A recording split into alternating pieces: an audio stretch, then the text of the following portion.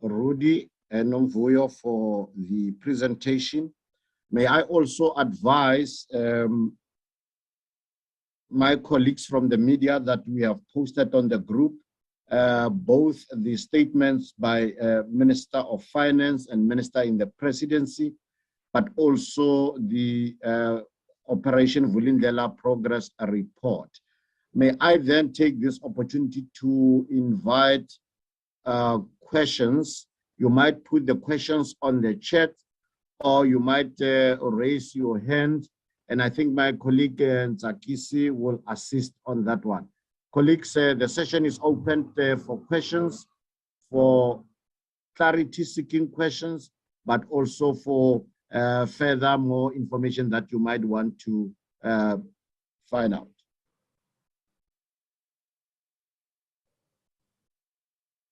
Nzakisi, do we have any questions on the chat? Thank you, Chair. No, not as yet. Thank you. Thank you very much. Colleagues, may I check if there is any hand? Mr. B, there are questions that I've picked up on the Q&A. Can I read them out? You can assist, Chamber. Thank you. There are questions from Terence Creamer from Engineering News. The first question, what has become of the BW5 renewable project that were meant to have reached financial closure by the end of July? And the second question, has the 2-year limit on rail slots being sold by Transnet been sustained? If so, do you still expect the sale process to attract bids? And then there's another question from Nico van Burg. Will farmers be included in the 100 megawatts allowance? Those are the 3 questions from the chat that I picked up. And there's another hand from Paul, and I'll allow Paul to speak, Mr. B. Paul Vecchiato, you are recognized. Hi, good day, ministers. Hi, can you hear me all? Yes, hello? Paul, you are audible. Great. All right. Hi, William. Thank you so much, and to the ministers. I just wanted to know if all these reforms and projects have been properly funded by National Treasury and all the relevant departments. And then the debt plan for Eskom, is this part of Operation Vulindlela, or has that been handled totally separately? Thank you. Thank you very much, Paul. Temba, do we have any other questions that side? No, I don't see any more questions, Mr. B. Nzakisi, any questions from your side?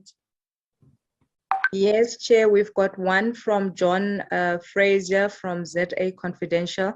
And his question is, when will we get decisions on tax incentives and any other support for household and business solar? Thank you. Thank you very much. May I take this opportunity to give to both Minister of Finance and Minister in the Presidency to lead us.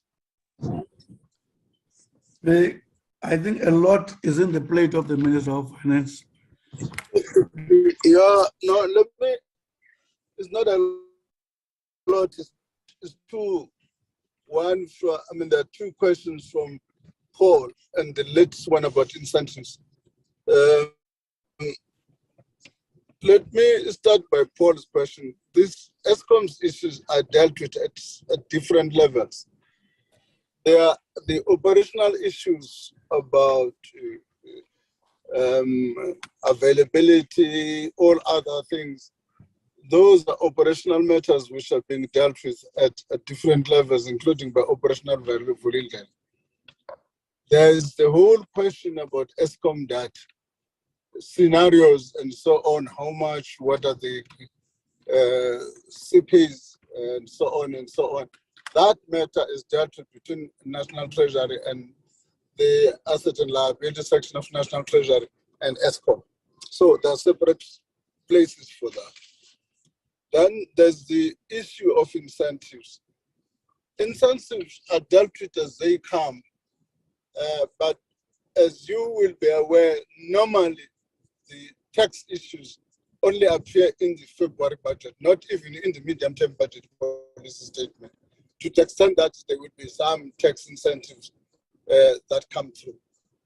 Thank you. Is there any other question that comes to me? Tax, or you've dealt with tax, Minister? Yes. Maybe what one wants to say is that energy is part of Vulindlela. There's no question about it. And all these projects generally, if I understood Paul, are being led to be executed depending on the department where each project falls in. Doing that work is automatically part of the budget. On the issue of BW5 and 2-year, I will ask you to check the latest update. All I know, a number of potential of bidders did want that question of 2-year and its implications to be addressed, and the negotiations are ongoing with regarding to dealing with those matters so that commercially viable arrangement is agreed upon. But I would deliberately ask Rudy to check if he's got the latest update on that. Thank you, Minister. No, thank you very much, Minister. Maybe Rudy, when you come, I think you might also touch on the questions that were put by Terence Creamer. Thank you very much. Yes, William, that's precisely the questions that Minister has asked me to touch on. On the bid window 5, thanks, Terence. As you know, the extension of financial closure has happened, and this is now up until the end of August. The IPP office has staggered it to allow for that particular window to close. You would have realized also that there has been a particular request that has been put out around the requirements around the local content requirements, right?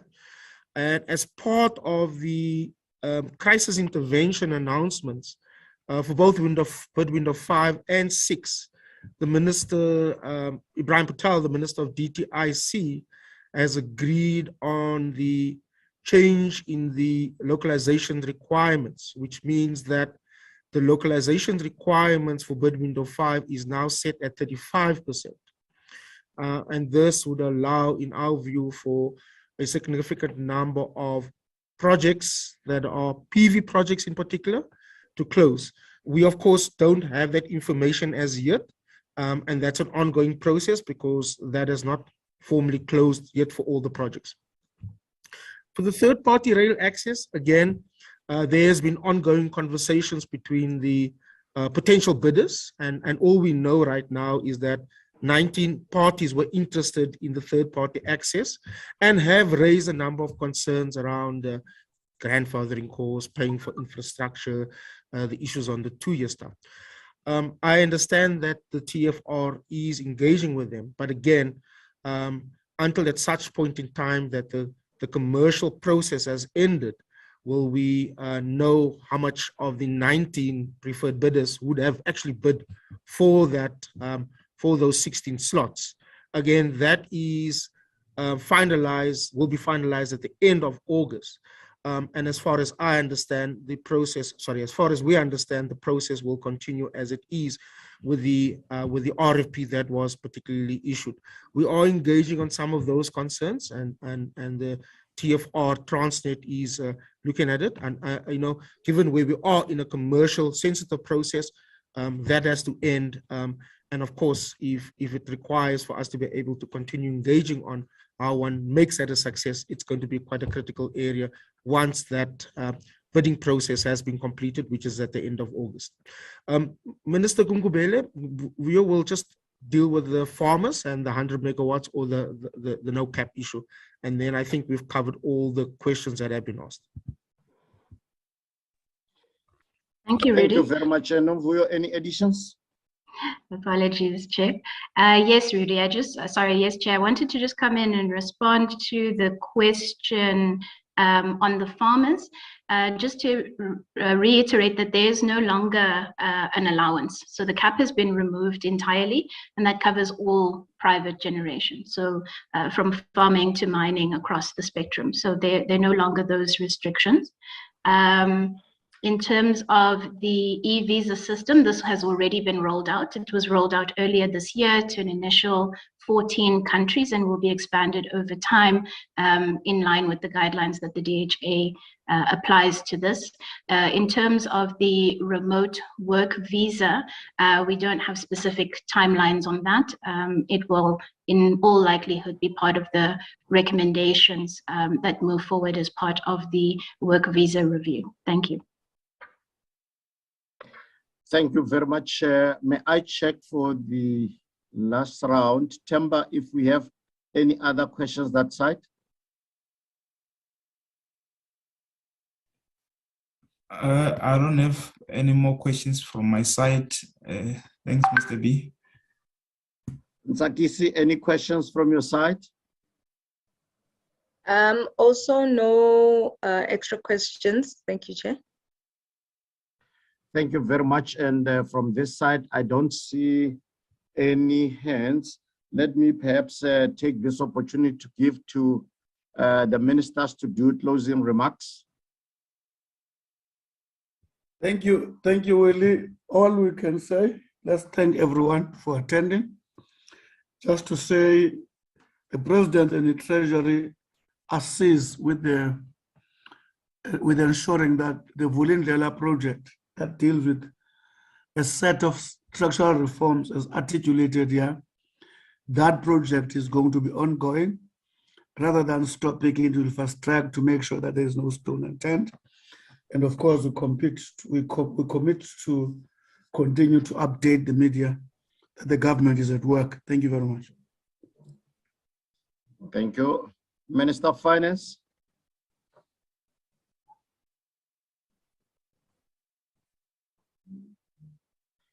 It seems we might have lost the minister. Colleagues, thank you very much for your attendance. If you have any further questions, please feel free to send them to Treasury. We'll share the email address of our colleagues in Treasury that are responsible, but Mfuneko Toyana is also one of them. And also we will make available other contacts that might assist. On that note, I think this brings us to the end of this session. And thank you very much. Let's see each other again when there is a next update. Thank you very much. And thank you very much, ministers, for your time. And thank you to the organizers, the secretariat, and everybody who participated. The meeting and the session is adjourned. Thank you very much, Willie, and your team. Thanks, Roger. Thanks, Nambuyo. Thanks, media.